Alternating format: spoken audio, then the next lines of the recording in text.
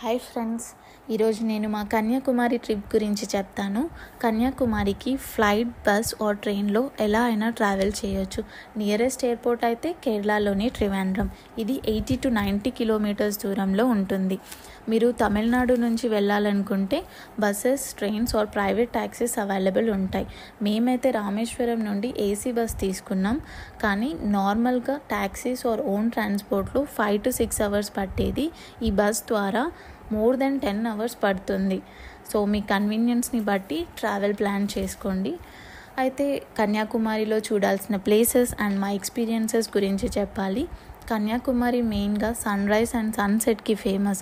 ఎందుకంటే ఇక్కడ Arabian sea, bay of Bengal and Indian ocean meet అయ్యే పాయింట్ ఉంటుంది. దీన్నే త్రివేణి సంగం అని కూడా అంటారు. టూరిస్ట్ ప్లేసెస్లో ఫస్ట్ అండ్ బెస్ట్ ప్లేస్ అయితే Vivekananda rock memorial.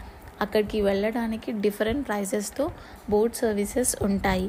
Rock మెమోరియల్లో Vivekananda మండపం అండ్ శ్రీపాద మండపం ఉంటాయి. ఇంకో సైడ్ ఆఫ్ రాక్లో తిరువల్లువర్ స్టాచ్యూ కూడా ఉంటుంది. కన్యాకుమారి బస్ స్టాప్ దగ్గరలోనే చాలా ప్లేసెస్ అండ్ చాలా హోటల్స్ కూడా వాకబుల్ డిస్టెన్స్లో ఉంటాయి. అదే ఏరియాలో కన్యాకుమారి అమ్మన్ టెంపుల్, గాంధీ మండపం, ఇంకా టవర్ వ్యూ కూడా ఉంటుంది. ఆ బీచ్ రోడ్లో ఈవినింగ్ వాక్ చేస్తూ street foods and local stalls enjoy చేయొచ్చు. సీషోర్ అనే పెద్ద ఫుడ్ కోర్ట్ కూడా ఉంటుంది. ఫైనల్గా మేమైతే సన్సెట్ కోసం దగ్గరలో ఉన్న కోవలం బీచ్కి వెళ్ళాము. అక్కడ నుండి 10 కిలోమీటర్స్ దూరంలో చాలా వైట్ శాండ్ బీచెస్ కూడా ఉంటాయి. మీరు ఆటోస్లో లేదా ప్రైవేట్ ట్యాక్సీస్లో రీచ్ అవ్వచ్చు.